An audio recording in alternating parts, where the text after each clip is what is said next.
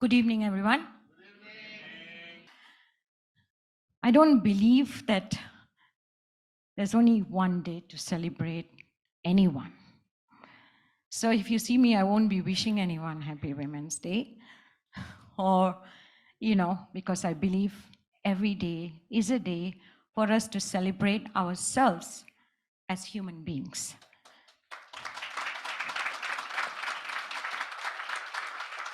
Whether it's man or woman, I think it's the same. Nevertheless, today's theme is embracing equity. So I think we talked about equality. I think for the longest time during the Women's Day, we have been talking about gender equality. Dr. Madhavi and Amara. I had really a very interesting conversation with them yesterday behind the scenes before we did our podcast. Amara, you can relax, it's okay. She was very powerful, actually. I think, and I should say, Dr. Madhavi, your dedication to the communities that you're working with, as we say, grassroots, it's always the challenges that comes with it. And Amara, you yourself an exemplary example of your life and what you have been through. Yesterday when I heard it, I had good goosebumps that your story and how you are wanting to change people's life today. So this is about equity, which embracing equity, meaning that everybody is not the same. So giving them that platform, giving them the space to be able to climb at the same space, but not differentiating them. So with that, we are going to start our conversation, and I have some questions for both of you. What does this year's International Women's Day theme, Embrace Equity, means to you? And why do you think people need to embrace the concept of equity? Dr. Madhavi, would you like to go first? Yeah, thank you very much for having me here. It's really an honor. I didn't think when I started the project that I would come this far and be able to share my stories with all of you. So thank you very much. Unlike Amara, I don't really have a personal story, but there was always a personal ambition to do something for the downtrodden, to create opportunities for the have-nots. I had a fantastic education and a fantastic, life, uh, and also a fantastic career later on.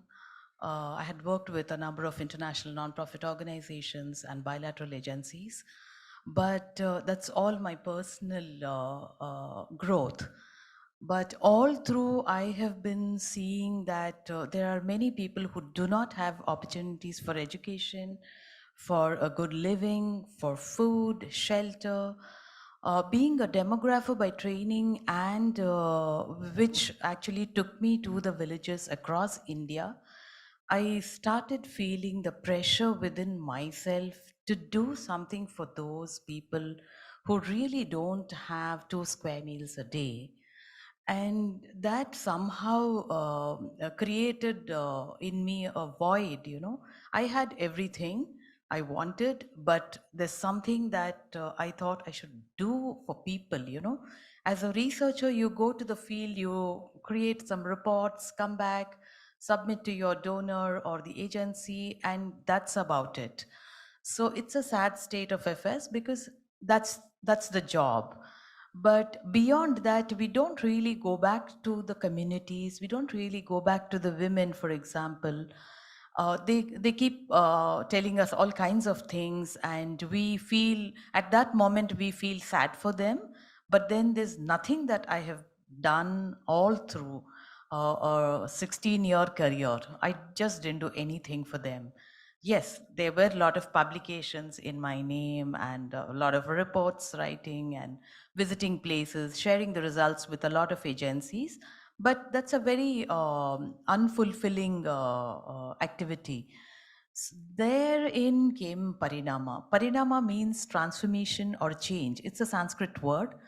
it just came out as a result of the intentions. So we really wanted to transform the world and really wanted to see results on the ground. Parinam in Hindi also means results. So we wanted to see the results on the ground.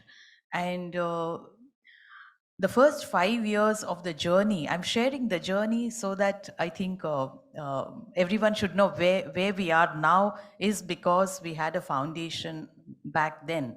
We laid the foundation in terms of interacting with different categories of people, men, women, youth, children, going down to the villages. The initial years were really tough, trying to learn what exactly do the communities want. Because I don't have a solution for all the problems, but definitely I wanted to learn what is it that is the critical catalytic input that Parinama can provide so that the communities raise themselves, So that took me to the Eastern Indian region. As you all of you know, a lot of you, I'm sure you know from the data available, that Eastern India is very, very poor as compared to the rest of the country. In Bihar, for example, it's more than 50% are poor. They do not have 2 square meals a day. Similarly is Jharkhand, and then to a lesser extent Odisha. So we located ourselves in the region so that we create those opportunities for the downtrodden in terms of skill building, capacity development, and so on. So for me, equity means creating those opportunities for economic and social impact. For me, equity means creating the earning power equally for men and women. So with this, I think I'm very excited that the theme this year is Embrace Equity. So we have come a long way in making those baby steps towards equity. And I must mention at the outset, before I forget, Rhythm Foundation has been very, very a critical partner in our journey for kickstarting those tasks. The humongous task at hand was to kickstart the work, because as we were doing for 5 years, we were all out on our own with little bit of support from the government and the quasi-government agencies and some donors who really lent their support to us. But the big kickstart happened when Rhythm Foundation came in. So I always acknowledge at every point not to forget the mammoth task that we have taken up has been with the support of Rhythm Foundation. Yeah, so this is about equity for me. So I think Yes, thank you, Dr. Madhavi. Thank I you. think it's, as you all can see, why we partnered with them. It's also, the partnership will only work if you are synced and you want the same thing, right? So for us also, it's all about transformation and sustainability, because it's not about giving a very, positive report, to everyone, but on the ground, actually, that's not the case. So we wanted to see that change, and that's why this partnership with Parinama worked. Thank you, Dr. Madhavi. Amara, I'm going to leave you to be yourself because I'm not going to throw questions.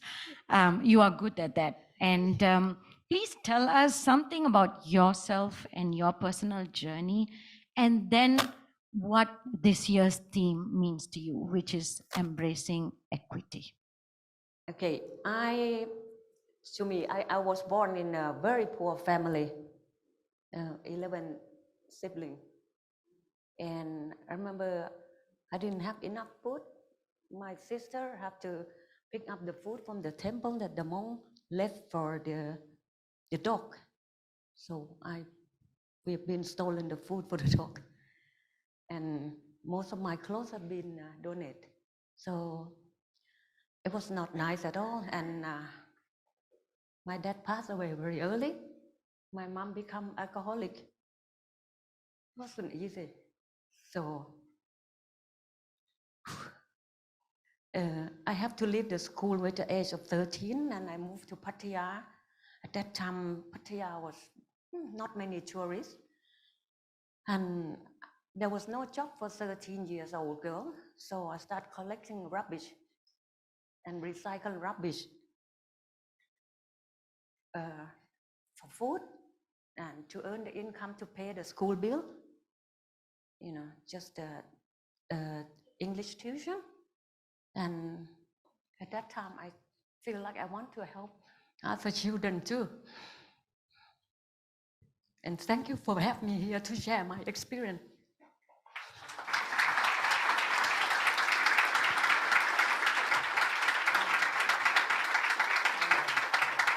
Guys, yeah, yesterday she was sitting and talking to me. I think she's emotional. I'm going to tell you a little bit because yesterday was the first time I actually met her. But I kind of felt her energy through Shanti when Shanti came back after going to Thailand, and she said, Dharinsri, you have to meet Amara. So I'm like, who is this? And Shanti started explaining a little bit, and that's how Amara ended up yesterday. And we were just sitting and having a conversation yesterday, and she said, actually, her mom gave birth to 16 kids, 16 babies, all right? And I think five died. Yeah. Yep. So, and she said, and she was telling me yesterday that after she was born, her mom was paralyzed, okay, for like a few months or something. And she came out of that paralysis, and she was so stressed out. She was, it's hard, at that time, you're going to bring up 11 kids, right? I mean, those days, nobody comes out and says, there's no word as depression. There's no help, all right? With a little bit of money, a husband brings, you just have to manage the home. And that's how clever these women were, right? A lot of our grandmothers, I mean, there have been 12 kids, 14 kids, right?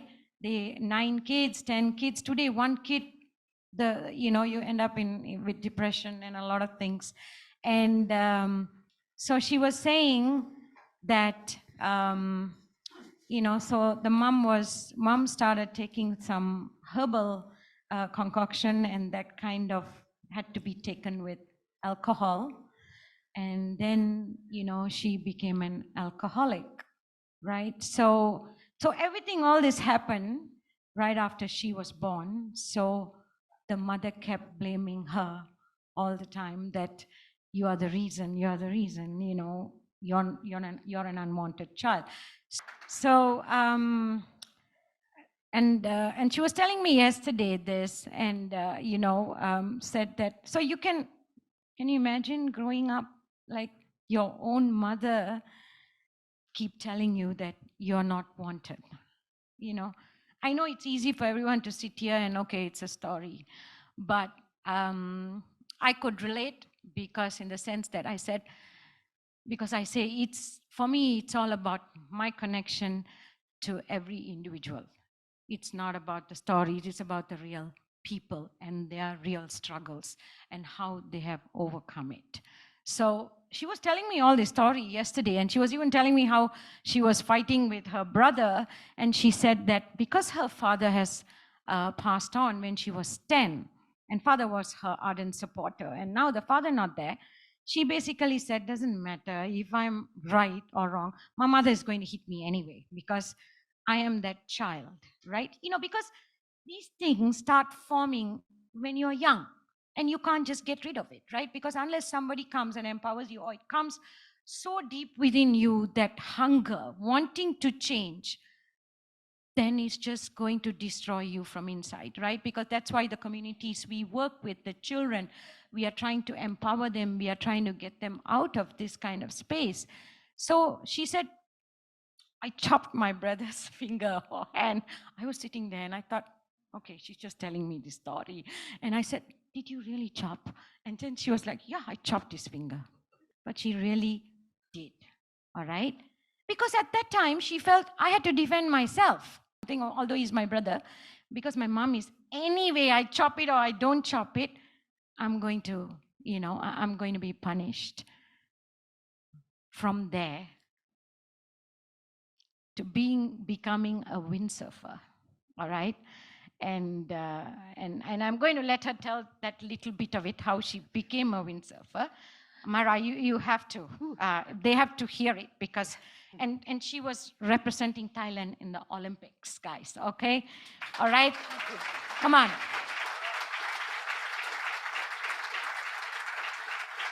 And somebody whose beginning has been that, and sitting in front of us today, and you are listening to her, means that she's done something right. So we want you to tell us how you became a windsurfer and how you are empowering these girls, and tell us again what this year's theme is going to mean for you and what you're going to do about it. It's mean a lot to me. So I've been waiting for this day for so many years. So since I was 10 when I shot my brother's finger. Too bad. Not with a knife, with an axe. So anyway, remember that. He remembered that for the rest of his life, don't forget. So I wanted to be equal since I was a child. I never want to hurt anyone. I hurt too when I chopped my brother's finger. But if my mom treat me different, it's much better. So now I'm the mother, 16 years old daughter.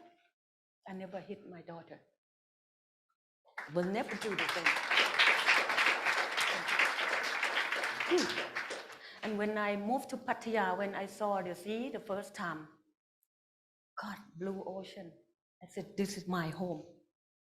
I tell myself. I came back from Ayutthaya with the paper bag, with a few shorts. Said, I'm gonna live here. This is where I belong to. So I start collecting the rubbish. At that time, there was some American during Vietnam War. They're about to leave Vietnam. So I go under their camp, pick up the paper and make a paper bag and sell it. And with the age of 14, I enrolled to work as the maid in the hotel. And the hotel owner asked me, Tiki Buli in English,คืออะไร? So he said, what's an ashtray in English? And I said, I don't know. He said, come back to me when you know. It's hurt. God, even the maid, do I have to know what is ashtray when we have the hand? So I turn my pain to power. So I make the paper bag from that rubbish. I sell it, 100 bag for 1.5 baht. At that time, when I was 14, to pay the school bill, to pay just for English tuition, so that I can learn English.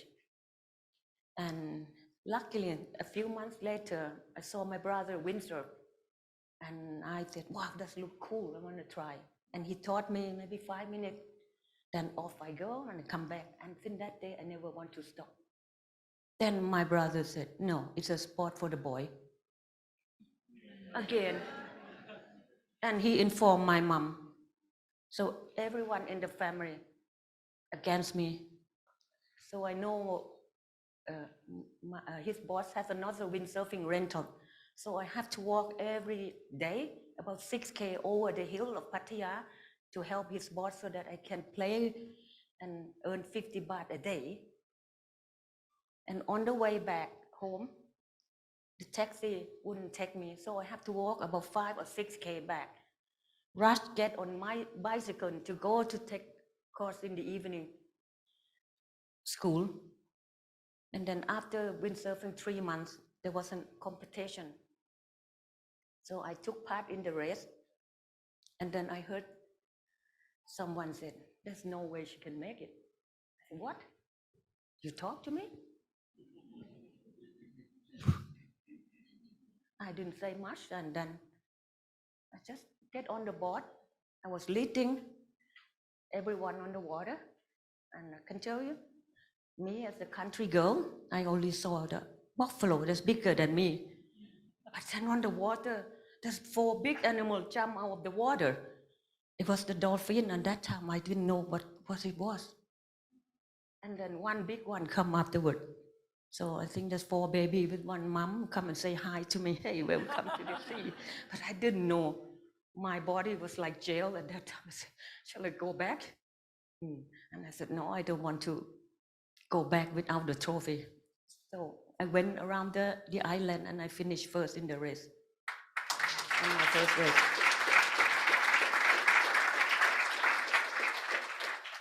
But anyway, a few weeks later, my brother's boss offered me to work in his windsurf school, just rental. I helped teach the big foreigner to windsurf. You know, if they drift down, they can't come back. I am a rescuer. Since I was 15. Me, 48 kilo, have the big German behind me, 80 kilo, going like that. Try to bring them back to shore. Cool. So I've been working as the rescue since I was little.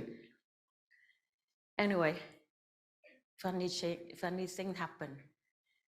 4 months after, I start to work really in a windsurfing school. Someone offered the job. Would you like to go to Germany to compete? I said, what? I was the rubbish collector a couple years ago, and now someone offered. I said, yes, nothing to lose. So I get in the plane with the age of 16. And that time my English was not this good. I remember I get in the plane with the fat dictionary, you know, at that time. And I remember when I went to the plane, okay, I'll tell you the funny part. I want to go to the toilet, it's funny door. So it's not the same that we use at home, you know, because the door is two split. Yeah. And then the sign is red sign, occupy. And I have no idea what occupy means. I only know the word closed, you know, open and closed. So I have to come back to my seat and look what is occupy. Okay, I have to wait. That's the funny part, you know. Anyway, when I get to Germany, my sponsor, he told me, don't panic. And I said, what panic mean? Again, dictionary, what does panic mean? Oh, then he took me to one lake. That's where the naked foreigner, they took the sun bath. I said, oh my God. And I have no idea. I said, oh, now what panic mean? Like, what you're gonna see is not what we see here, you know? You have never seen the sun the whole winter and they lie there with no clothes. Oh my God, here I'm gonna windsurf. Was a big shock to me, you know, 16 years old girl there. Anyway, 3 months in Germany, it was hard because at that time, they don't eat rice. God, I have to eat potato and bread for 3 months. Wow, you know. We are rice people. Oh God, I'm a rice people and no curry paste. I said, oh my God. So it's not just the sad story. There's a lot of funny things happen in life, you know. So I came back and worked again for the surf school, and I've been acting in a few movies, you know, as a stunt woman. Yes, advertising for car Mitsubishi and advertising for Phuket, Thai International Airline and also since I was 16. And then with the age 17, I got the offer to go and compete in Europe again, this time for 5 months around the world. And I finished the world champion when I was 17 in freestyle.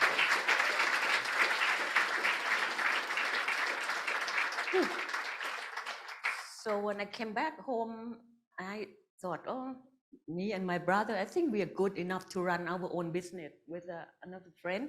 So we put the money together. So 3 of us, I start my own business since I was 17, after I won the world champion. The same brother you cut off the Yes, yes. You know, we don't hate each other. Yeah. He know I just want to be treated fair, like every life. You know, doesn't matter human or animal. We want to be treated the same. He know that. So we love each other. But it's good. Since that time, he respect me a lot. Since he have only 9.5 fingers.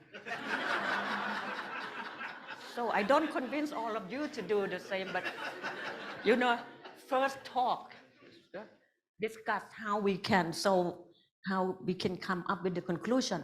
But when I was 10, I don't have any choice. I was the victim all the time. So, but this day I think different, especially since I windsurf. When I go in the ocean, the water, when the water touch my skin, I feel so happy, and my body move, all the muscle work, and it creates such a happy energy. Since I windsurf, I can say that I hardly get angry. The ocean, it's like healing. The sport is healing for me. So that's why I'm here to convince everyone, move your body, find a sport you like. I'm pretty sure it will be hard in the beginning because, you don't start like the kid, it's much easier. So, and I fall, I get hurt, but I think this is fun because I gain more benefit than the pain. So, Is that why you now, like, you're empowering girls oh yes, through, teaching them windsurfing Yes. and sports? Yes. I mean, that's what you have been doing. yes, Just hold there, Amara. I think I also have to talk about Dr. Madhavi because, sometimes in our life, when you have everything, right? When you have money or if you have had the education, you have everything. Why do you want to think about the communities that are, that deserve your attention, right? Because you won't. You won't, because when you have everything, you have everything, which means when you have to go to the grassroots level, you have to work, means you have to sacrifice. So I think that comes with the passion, wanting to help people on the grassroots level. And I think that's what Dr. Madhavi has, because when she said, I've had education, I've had everything, I think when you have everything, so you can see there's two, opposites here. I mean, you can have everything, but sometimes when you have everything, you just sit up there in your high chair. You don't bother about anything. I mean, because, you are comfortable in your own circle, and then you don't have to worry about everybody outside the circle, But what she did was, everything that she was doing in terms of reporting or whatever she did, she said, this is not enough. I need to do something. That's a decision she made, and if any of you know Bihar itself, all right, we don't need to talk about anything else, just say Bihar. We know how the poorest state it is, okay? So it is also not easy for someone like her, all right? If she was brought up, she had everything, to say that what I'm doing is not enough and I have to go out there and I have to do more. So Dr. Madhavi, I'm going to ask you because yesterday we were talking about empowerment. We were talking about some of the challenges that you face when you go out there, when it comes to, because you work mostly with women, trying to empower women, and some of the challenges that you face. I mean, were you able to overcome? What was your journey? Can you tell us?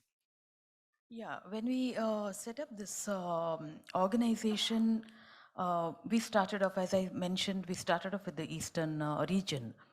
As we were interacting with a lot of people, we were seen as someone educated like me coming down there. We were seen with a lot of suspicion, a lot of mistrust. Why is she coming here? What does she want to do with our photographs, for example? Why does she want to leave a great life in Delhi and come here? What is the intention?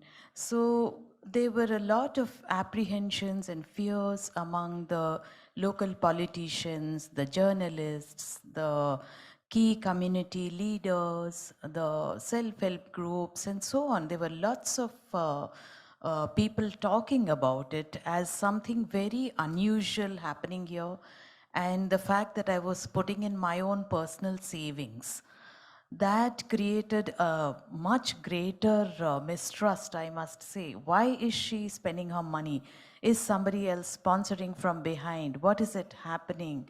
So I don't know whether it's a mistake or a good thing. In the initial days, I mean, I just had this desire to do something, so I went all over the place. I prepared a dossier on the health indicators of the poorest districts in the country, the idea behind that, I was working in the health sector for a long time, and therefore the health indicators were in front of me, where there's a lot of maternal mortality, child mortality, infant mortality in the entire region which we are working currently. So I prepared a dossier and I sent it across to a few politicians. So that was a good thing or a bad thing, I don't know, but there was a lot of backlash with that. In the process, however, one politician from Odisha had called me over to the office, one parliamentarian. So he called me over to the office. I went with my team, and they wanted to know who we are, who I am. Just one woman, what is she up to? What is her intention? Is she here to defame us? You know, parliamentarians, it's going to be a national issue or something like that. And here I am, just a lone person trying to change the world or trying to change some small baby steps we were taking at that time. So he said, where did you get all this data from and what is your intention? So there was a few meetings, because repeatedly we were called to the Delhi office and asked, what do you guys want? I said, I just want a health van so that we go around doing a communication campaign with the women, with the families where there is a lot of infant mortality. So, as we heard just now, 16 children and 5 of them died. Right? So, in the field of health, we were talking about all these issues in a big way. So I said, I don't want anything from you. We just wanted to put this up there so that we do something. I want to provoke action, nothing beyond that. And as a politician, perhaps you can take those giant steps at the national level. And we are a very small team of few people, you know.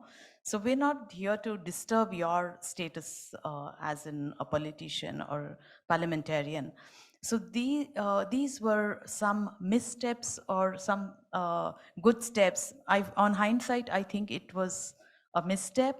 But at that point, I received a lot of support from the politicians in Odisha based on my reports that we had given. So we got spaces free of cost, and we got support of sewing machines to do livelihoods projects. I wanted to do health, but you know, politicians think differently and think about the voter. They just have voters in mind. So they thought that a livelihood project would help people get earnings. So that's what I was also thinking.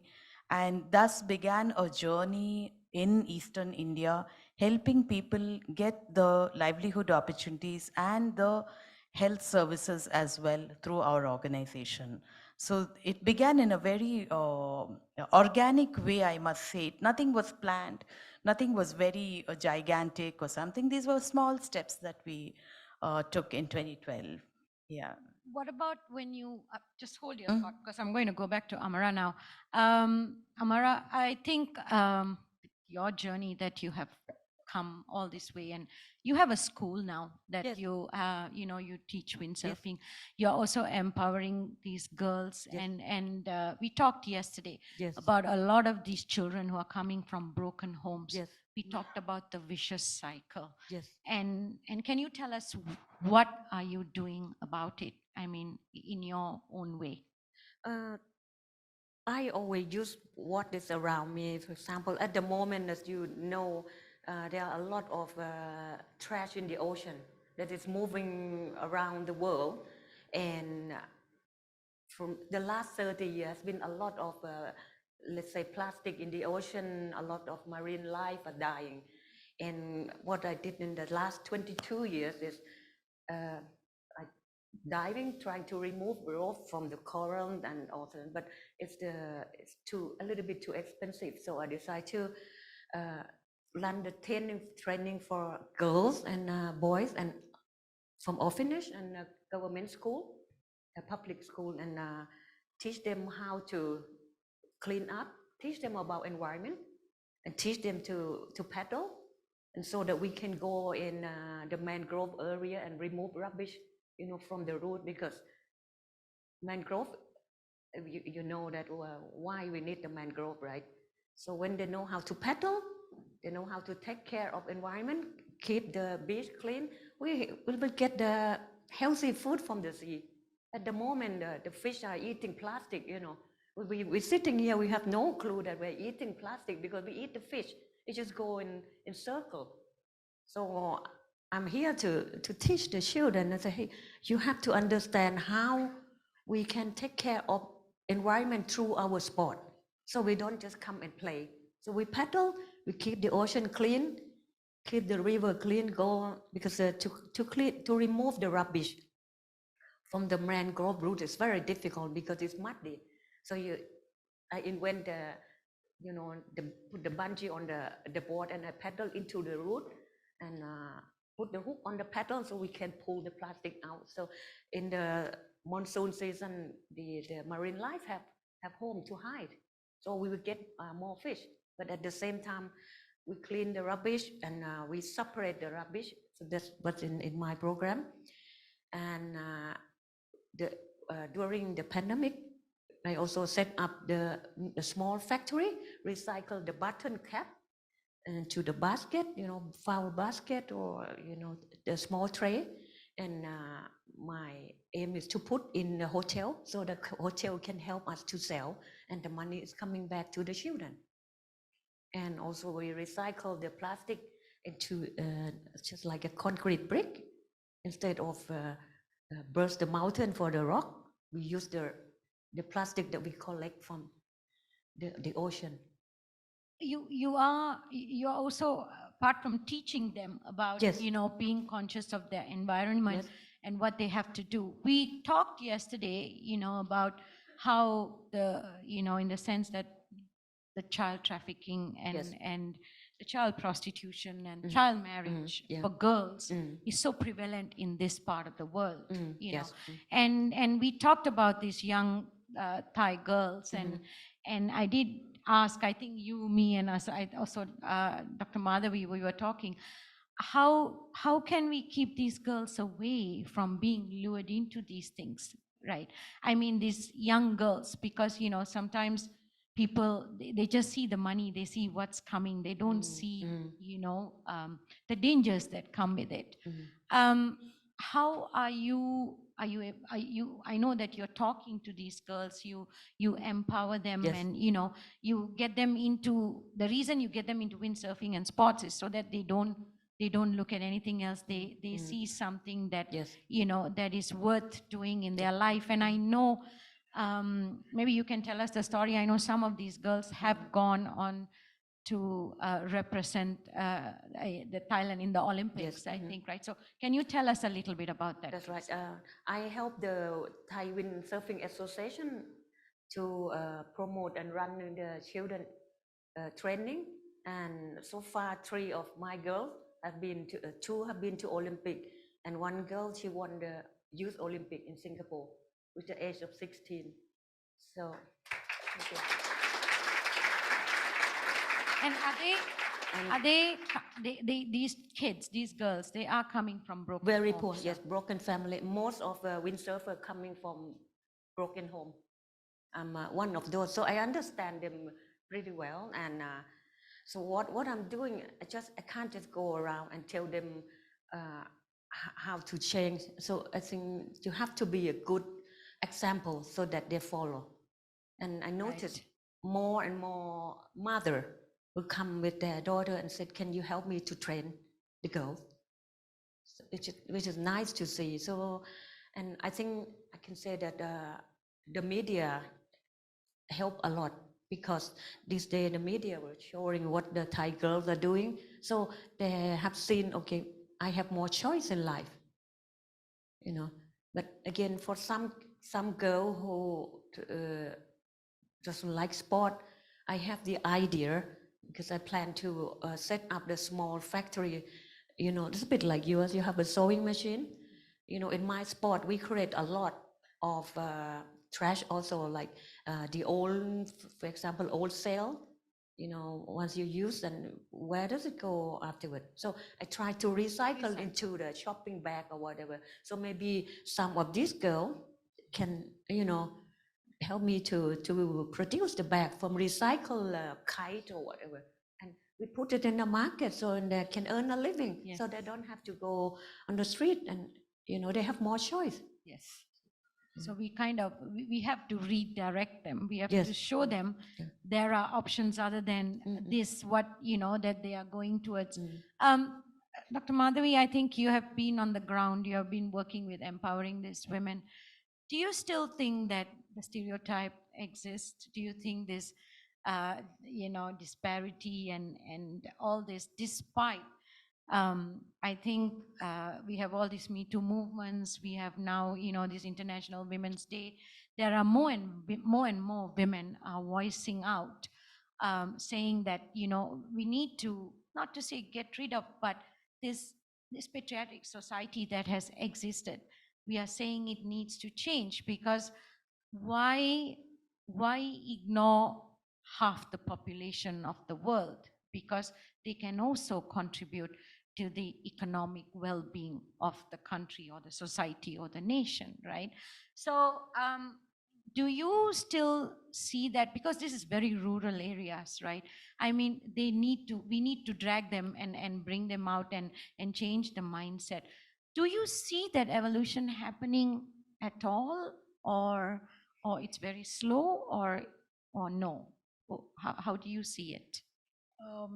In our work, I think being the head of the organization and being a woman, I have certain biases towards empowering the women.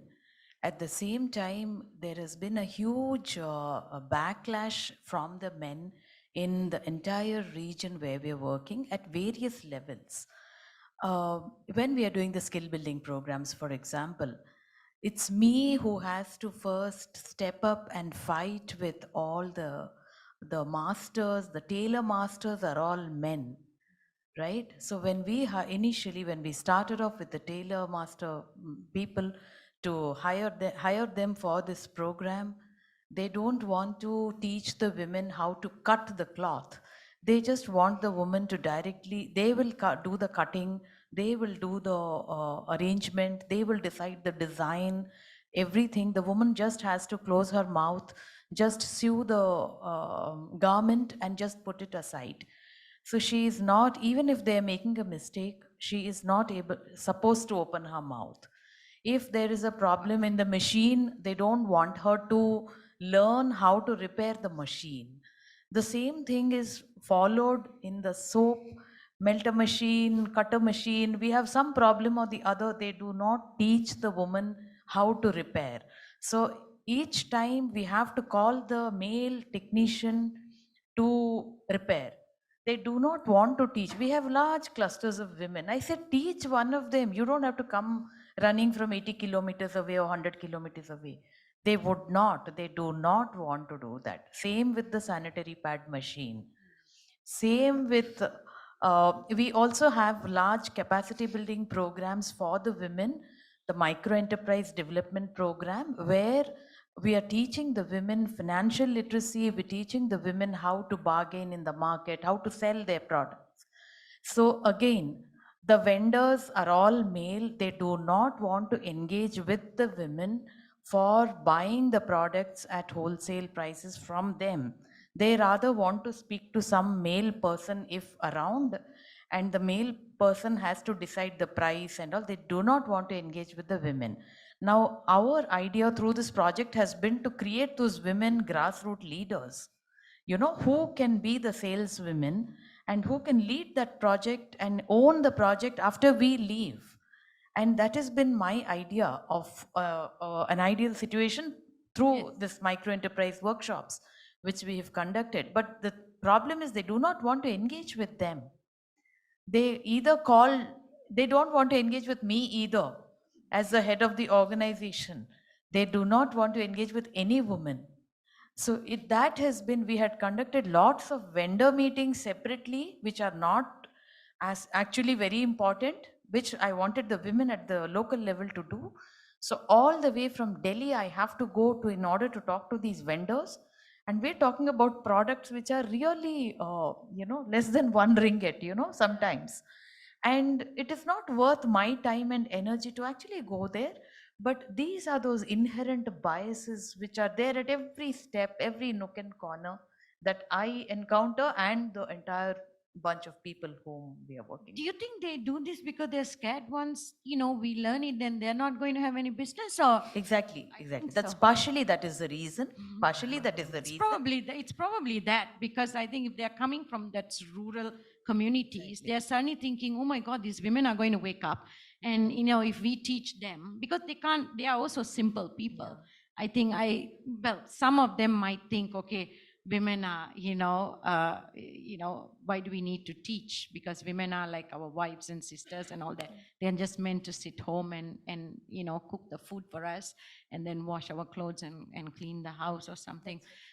So why do we do this? But I'm just trying to understand, why would they do that? But do you have has that changed? Do you think there's been a little bit?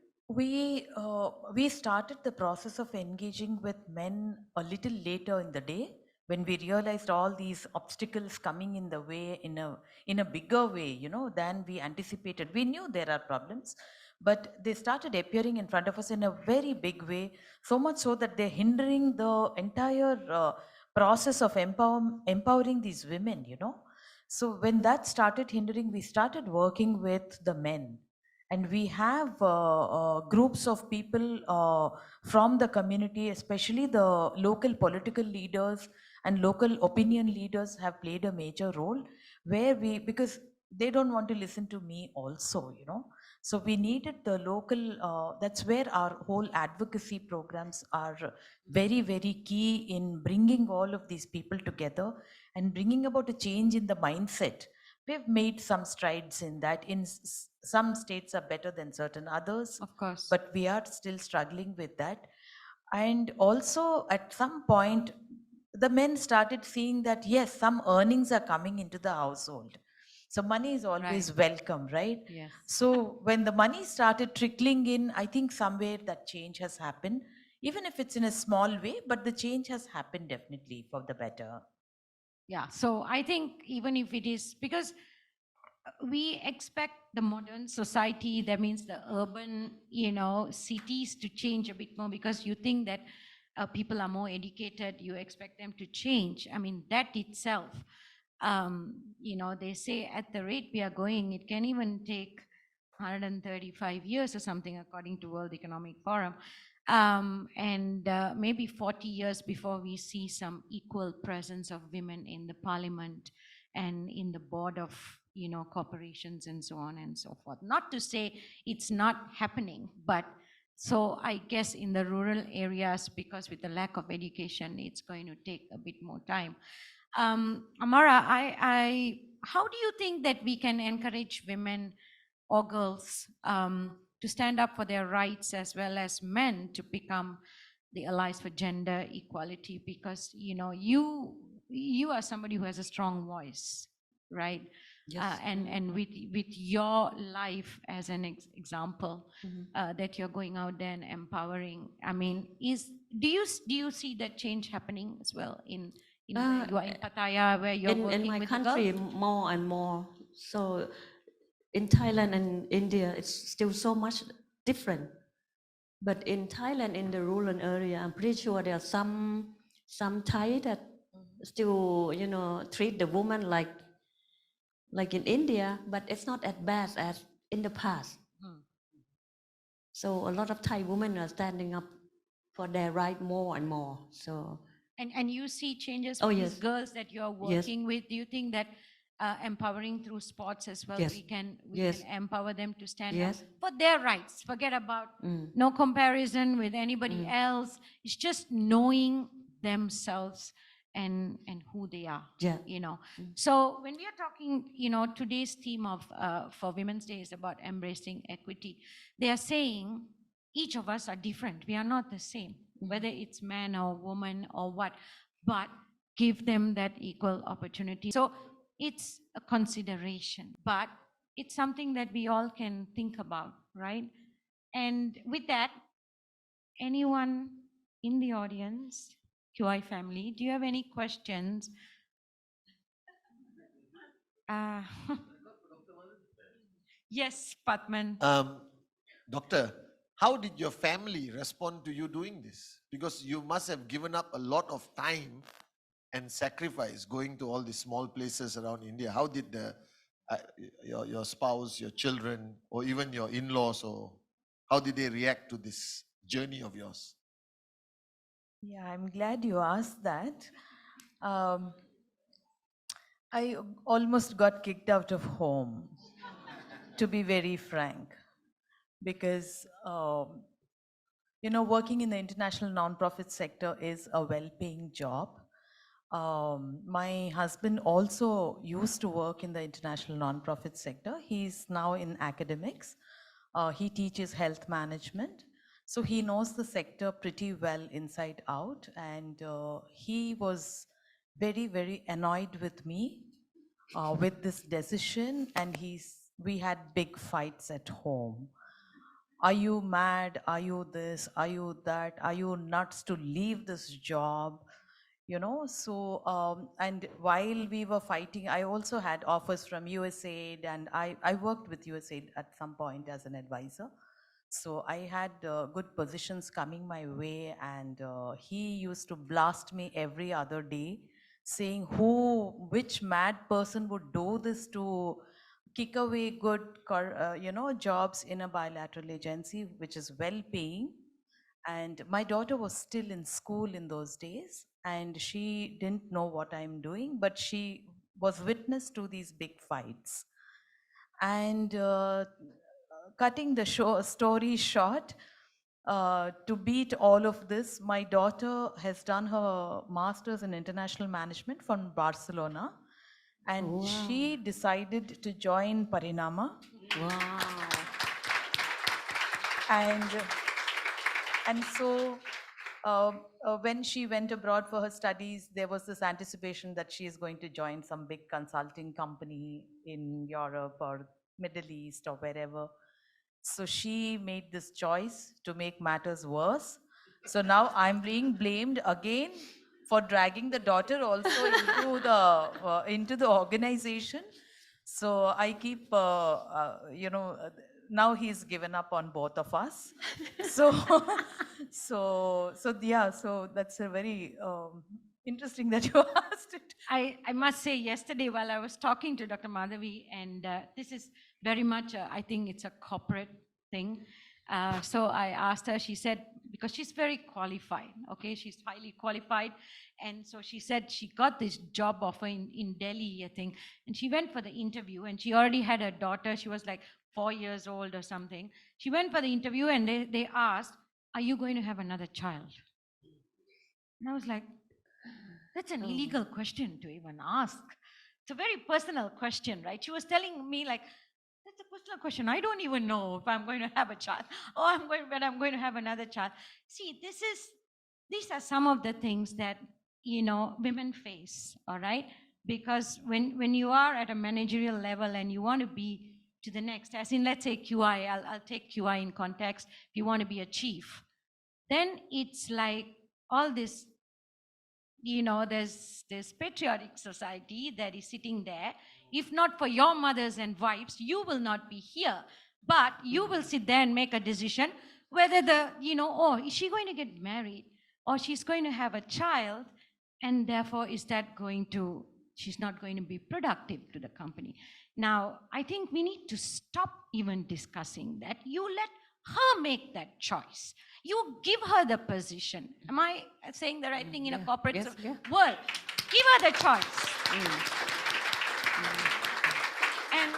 And I think, like what Dr. Madhavi said, husbands, stop making choices for your wife's career. Instead, be there, helping her, holding her hands. Why I'm saying that is that most of the time, husbands, the wife will support. It's like she has to, because she thinks he brings the money, right? It's given. Therefore, you go ahead, honey, do whatever you want. I will take care of the kids and I will do whatever my sacrifices are. But you don't think the other way. You just say, what are the kids going to do? You're going to be late, late nights on calls, WhatsApp. What do you think? How do you think the child is going to grow? Doesn't she also has to grow? Doesn't she also have to have a life? Let her decide. Let her bring that balance into her life. You don't decide. Management don't decide. Give her the position. Let her decide. So if we talk about embracing equity, give every person the opportunity. Don't take away the opportunity. Don't make decisions for that person. Let her decide. She wants to have a child. She wants to have 10 children. How is she going to manage her home? It's not your problem. Are we looking at you and what you are going to do at home before you give the position? We don't. So don't make that decision for women. Let us treat everyone, ladies and gentlemen, equally.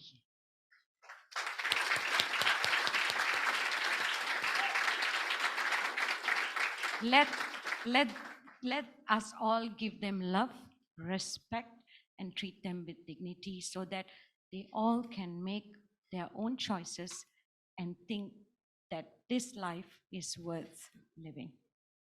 And that's truly, I feel, is embracing equity, is giving everyone, each and everyone, that equal opportunity. And I think, thank you so much to both my guests here today. They are not just guests, they are actually our partners. I think you can see they come from two different, I think, literally opposites, but at the same time, you know, they have fought their own battles, okay? They have driven their own passion, and they have made a mark with the work that they are doing. And the foundation is so happy to work with Amara through ASA Foundation. Thank you. And Dr. Madhavi, we would not choose anyone else in India to work with. I think this journey with Parinaama has been one of great experience for Rhythm Foundation. Thank you, everyone.